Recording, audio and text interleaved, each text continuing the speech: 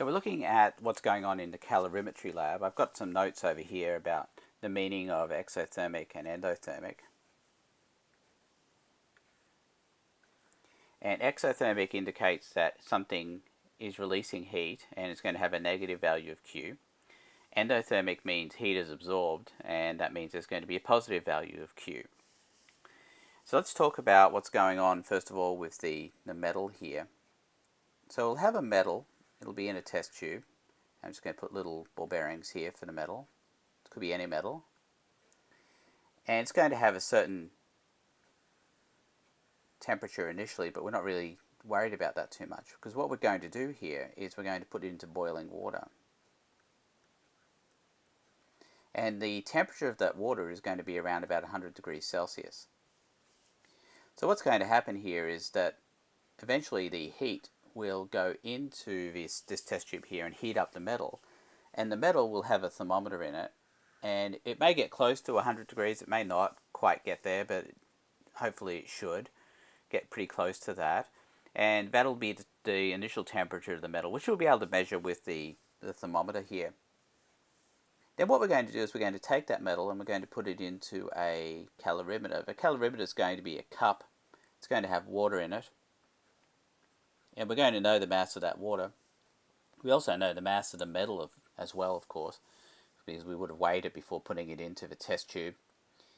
And that water is going to have a certain initial temperature.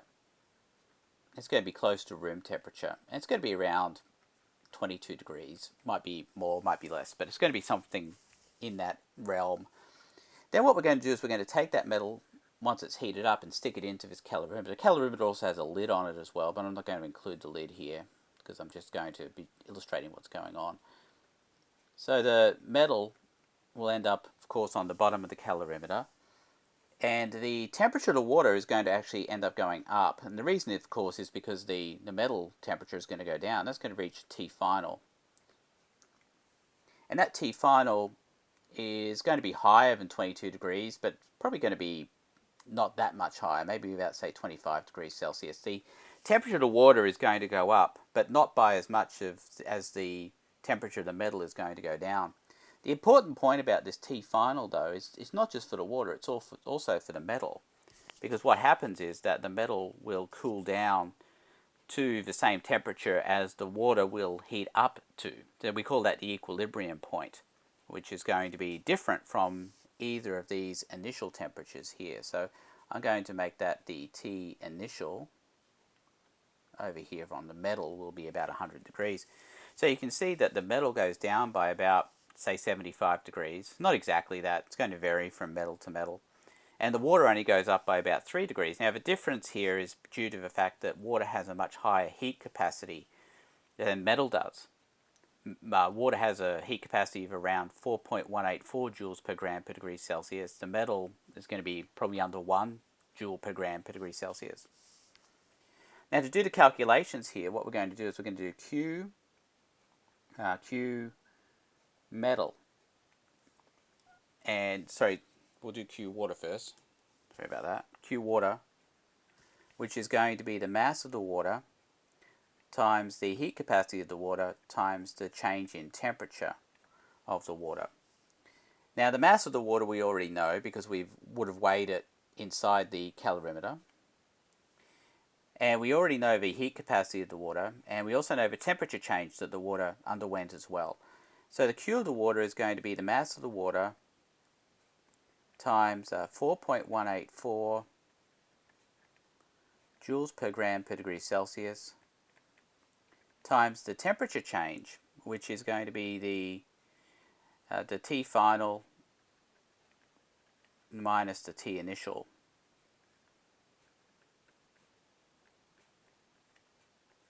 So you can see that that is going to be around about 3.0 degrees Celsius, we'll say about that. It's going to vary, of course.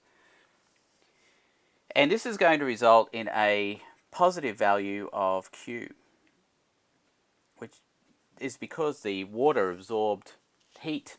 It went up in temperature, we know that. So we know it absorbed heat, so it's a positive value of Q. The Q of the metal is actually going to be the negative of the QW. So what I'm saying there here is that the heat released by the metal is going to be the same as the heat released, heat absorbed by the water.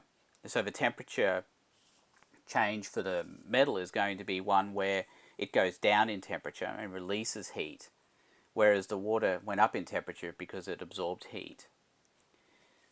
So what we're going to do for the metal now, we know that Qm, which is actually negative QW, the negative value of QW, is going to be the mass of the metal times the C of the metal, and that's what we're looking for here, is actually that C of the metal, and the delta T of the metal. So that's going to be the mass of the metal, which we already know. For C of the metal is what we're looking for, and this will be T final minus T initial again.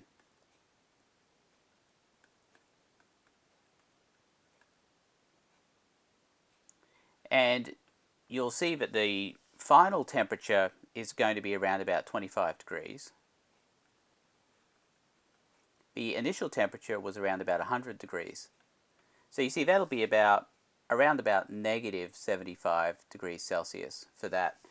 And you can see that this will be a negative value, that'll be a negative value, they'll end up cancelling out. We'll end up with a positive value for the heat capacity, which is always what we should have for a heat capacity anyways, a positive value. So that will allow us to then calculate this C value we have here, because we have the Q value, which is going to be the same as the Q value for the water, just with a different sign. We have the change in temperature of the metal, which is going to be about 25 degrees Celsius minus about 100 degrees Celsius. And then that allows us to calculate the heat capacity of the metal. So what we're interested in here is figuring out what happens when we add a solid to water. So there's two possible cases that we can end up with here.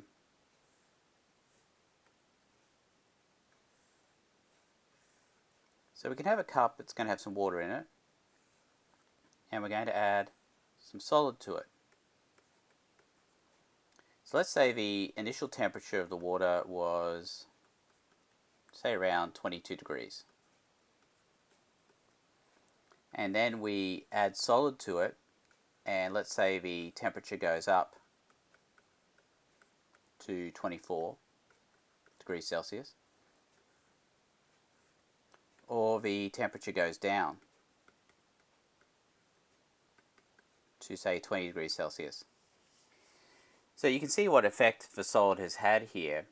If the temperature goes up, so T increases, that means that Q solution is going to be a positive value, and what would happen is the Q of reaction is actually going to be a negative value. So when we talk about reaction or Q of reaction, it's always from the point of view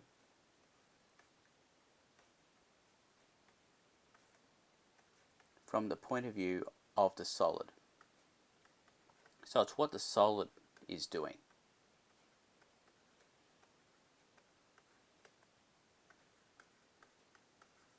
And that's really important, because if you see that the Q reaction, the temperature of the water has gone up, that means that heat must have been released by the solid, which means that the solid's going to have a negative Q value, and that's what I've got up here. That's what's important. Now the temperature going down then, the Q of solution is going to be a negative value, but the Q of reaction is going to be positive, and that's because what happened was that the solid actually absorbed heat, and that's what I've got up here. A positive Q value is from the solid absorbing the heat. But the Q reaction is always from the point of view of the solid, and I think that's what you've got to remember. Now to get the Q of solution, which is really the same as the Q for the water, That's going to be the mass of the water times the C of the water times the change in temperature of the water, which is going to be T final minus T initial. So in the top case, you can see that we go from the final was 24 degrees Celsius and the initial was 22 degrees Celsius. And you can see that that's going to end up being a positive value, which is why Q solution is going to be positive. But the Q of reaction, that's from the point of view of the solid. The solid released heat, which is why it has a negative value. And that's what I want you to keep your eye on here. If we're looking at the other case, 20 minus 22, that's going to result in a negative value, which means that Q solid is going to end up being positive in this case. So here, I'll just summarize that. The Q of the solid, or the Q of reaction, is going to be a negative value. And here the Q of reaction is going to be a positive value. All right, what we're interested in here is the heat of reaction. Let's see what we're doing with this one. We've got two things. We've got H plus and OH minus, and that's going to give water. And as such, the stoichiometry is 1 is to 1 is to 1. That's going to be important a bit later on when we're looking at this. So let's see what the situation is initially. We have two graduated cylinders. One has HCl and one has NaOH. The Cl and the Na we're not really interested in. Those are spectator ions, to be Cl minus Na plus. We're only interested in the H plus and the OH minus here. Now these are going to have certain initial temperatures. They're going to be pretty much the same. The initial temperature of each is probably going to be pretty close to around about 22 degrees. Then what we're going to do is we're going to put that into a calorimeter, both of them, and we're going to find that the temperature is going to go up. So the temperature might go up to let's say 30 degrees. It may or may not be 30, I'm just using that as an example. But the initial temperature is going to be 22, the final is going to be 30. So we know that this is going to be an exothermic process, which means we expect Q reaction, which is also the heat of reaction, or delta H of reaction, is another way of looking at it, is going to be a negative value. We expect that because we know that heat was released by the reaction, so we expect it to be a negative value. What we're going to do is look at the Q of the water here, which is going to be a positive value, and I know that the Q of reaction is going to be opposite of that. You can look at the previous part of this, the enthalpy of solution, to get an explanation of the signs here. But the Q of the water is going to be the mass of the water times the C of the water multiplied by the change in temperature of the water. And the change in temperature is going to be T final minus T initial. And it's going to be about 30 degrees Celsius minus about 22 degrees Celsius to get that. Now the mass, we're going to have to use the density of the solution here. The density of the solution is around about 1.02 grams per mil, and I think that's in the data sheet. I think you'll find that information. So you'll have to get the mass by taking the density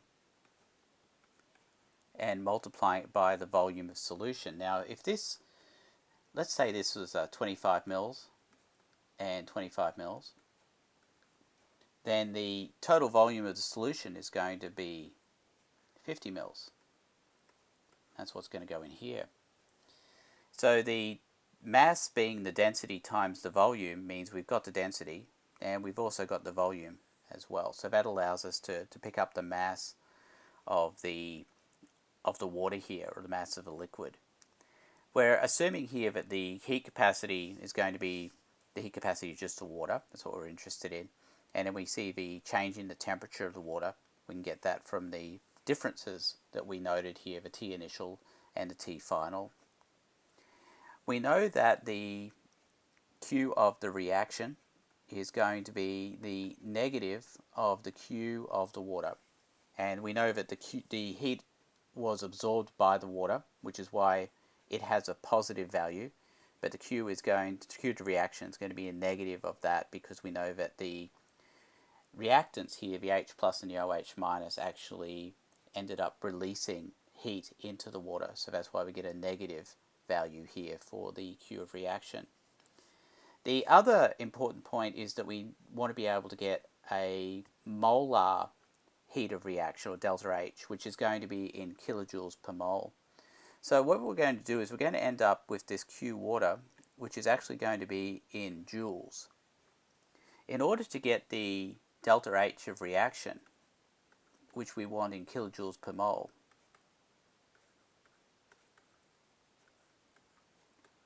we're going to need a couple of things.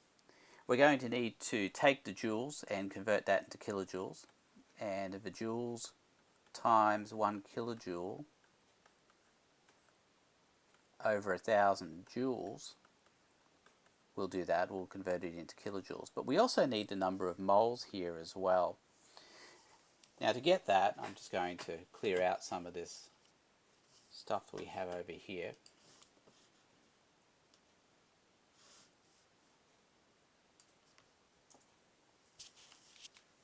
And what we're going to be doing here to get the moles is if we have a certain molarity. So let's say that the molarity of the H plus is, we'll make it 0.50 molar. This may or may not be the molarity you're using in your lab. Whatever it is, you can just adjust it from here. And if you want the moles of H plus, then that's going to be 0.50 moles per litre. Remember that big M is moles per litre, multiplied by the volume you used of the H plus, and that has to be in litres as well. So that'll give you the moles. Remember, what we're interested in though is the kilojoules per 1 mole, and that's what I was talking about earlier with this stoichiometry over here. We're interested in how much energy was released to produce 1 mole of H2O, which means that we're going to have pretty much, because we're going to be using the same molarity for the OH minus as well, and the same volume, then the number of moles should be the same for both of those. But it's going to be a 1:1 reaction. It'll be whatever moles of H plus we get here will equal the number of moles of water that we're going to have here. So it'll be a 1:1 process. After you've gotten that, that will tell you how many moles of water will end up being produced.